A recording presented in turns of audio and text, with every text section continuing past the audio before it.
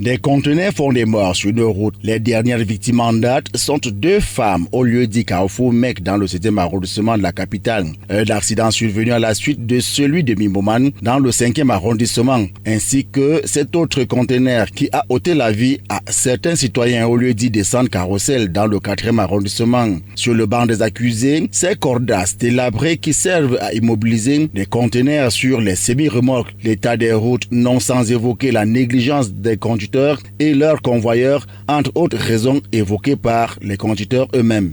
C'est un peu de négligence. Il y a l'usure par exemple de... Comment ils appellent ça? Les câbles qui tiennent les conteneurs là. Parce qu'un conteneur doit prendre la route sans que le câble ne soit scellé. Scellé devant et derrière. Ici à Ouai, une fois, un conteneur s'est renversé sur les gens, ça a tué 6 personnes. À Ouai Escalier là. C'est-à-dire que le gars est tombé dans un trou précédemment. Pendant qu'il roulait dans un trou, le conteneur ça a basculé.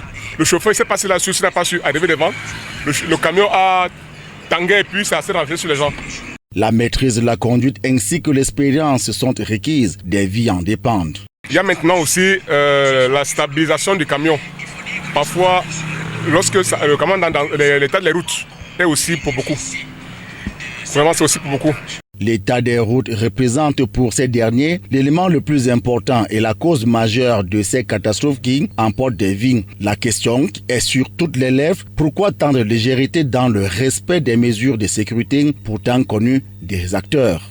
Dû aux secousses de la route, si par exemple le chauffeur et son convoyeur n'ont pas pris le temps de resserrer encore les sangles, sinon ça doit lâcher. Donc ça doit être les erreurs, sinon c'est nous qui avons fait les erreurs là, mais dès qu'on prend le temps, et par exemple, dès qu'on roule dans les cassis et on arrive au goudron, on resserre encore les cendres. C'est pas facile que ça lâche.